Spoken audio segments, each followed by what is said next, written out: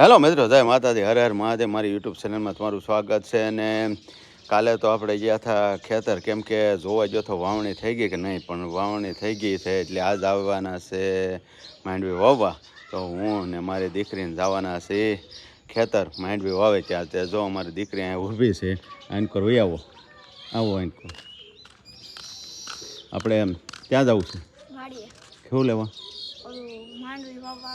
હાલો ભાઈ, માંડવી બાબા આવે છે ને એટલે જવાના છે. તો જઈને મળીએ વાડીએ.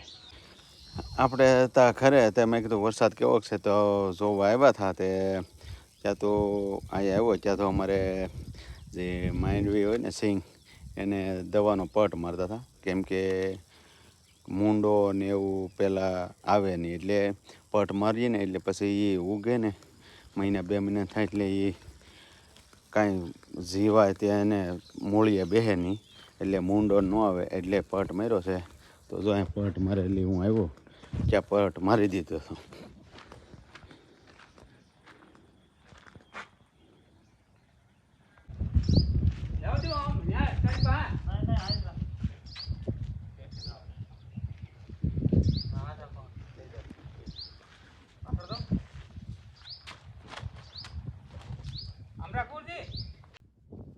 હાલો, આજે આવ્યા છીએ વાડીએ અને વરસાદ તો આજ સવારમાંથી સારો હતો, એટલે મારા પપ્પાને પૂછ્યું હતું કે કેમ છે ખેતરમાંથી, કે નહીં વાવણી થઈ ગઈ છે.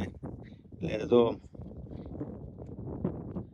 આમાં ટ્રેક્ટર હાલે એવું અત્યારે નથી, તો લગભગ કાલે ટ્રેક્ટર હાલે એવું થઈ જશે તો કાલે સિંગ વાવી દેવાનું છે ને આવું વાતાવરણ છે. ને બાજુમાં તો કોરવાન કરીને ને વરસાદ નહોતો એટલે જમીન પલાળીને એના ડારમાં પાણી હતું એટલે અહીંયા વાવી દીધી છે. ને આપણે હવે કાલે વાવશું.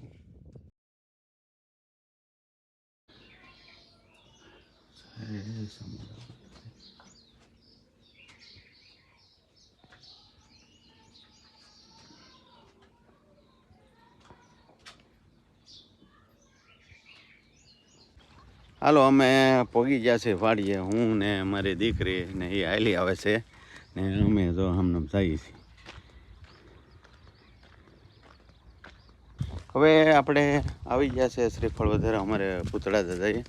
અમારે પૂતળા દાદા અહીંયા છે, કેમ કે વાવણીની શરૂઆત કરીએ છીએ એટલે પૂતળા દાદાના શ્રીફળ વધારીને શુભ આરંભ કરી. તો જય પૂતળા દાદા, જય પૂતળા દાદા. અમારે શ્રીફળને વધારી નાખ્યું છે ને હાલો પૂતળા દાદાને પગે લાગીને પછી અમે જઈ વાવે ત્યાં.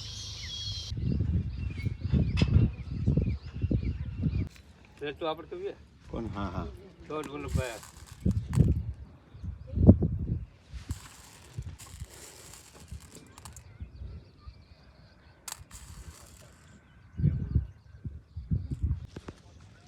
મજામાં. તો એક પ્રૂફ. હા, જય માતાજી.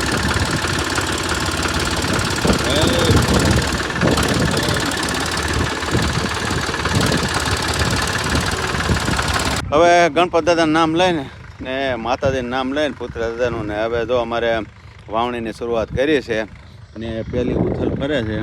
આમ ટ્રેક્ટર જાય છે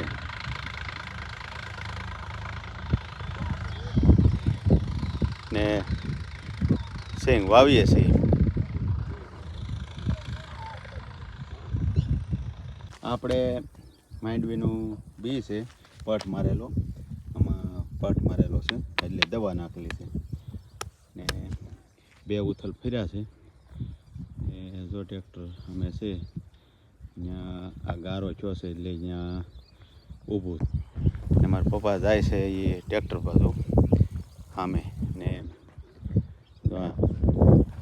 આ 2 ઉથલ ફર્યા છે ને અમારી દીકરી તો આવે કાકા. હવે કોક સાટા કરે છે ને લગભગ તો આવું વાતાવરણ છે.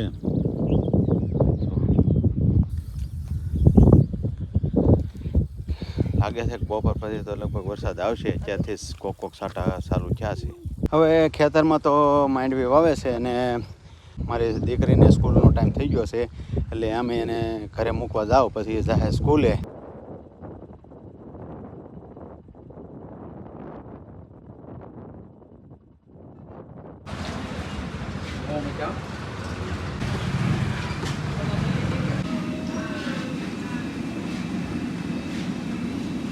અમારે માંડવીનું એ ખેડ્યું હતું એટલે પાછો 2 મણ લાવ્યો છું ને આમાં પાછો નાસ્તો લાવ્યો છું, કેમ કે બી લેવા જતો પછી નાસ્તો લેતો આવ્યો. હવે નાસ્તો કરી લીધો છે પણ વિડીયો ઉતારતા ભૂલાઈ ગયો, કેમ કે પછી નાસ્તો કરી લીધો પછી યાદ આવ્યું ને અત્યારે 9 વાગ્યાનું આવ્યું હતું ટ્રેક્ટર ને 12:15 વાગ્યા છે. એટલો ભાગ બાકી રહેશે ને આ ભાઈ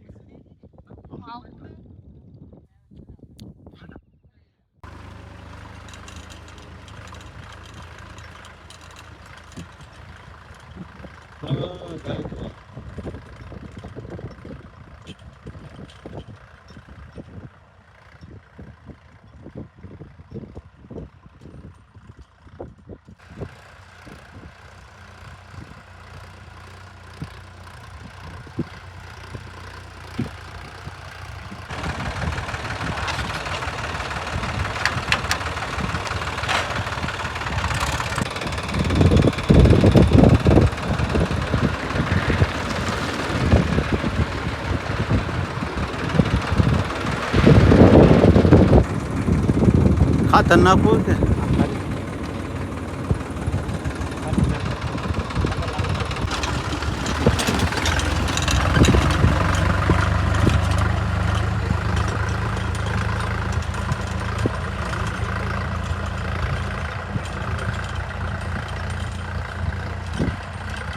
તો અમારે આ જે લીટે અકેરો આવે ને, જો આ જો લીટો પછી એ વેલ ઓલી બાજુથી પછી અહીંયા આવશે ને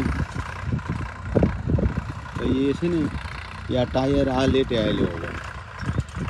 જો એમાં આ લીટાને નથી કહેતા, એ ખેવો ન પડે, એ જ પ્રમાણે હાલવું પડે ને.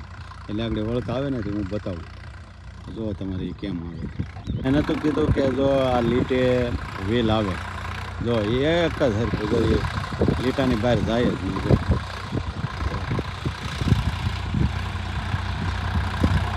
આવે ને લીટે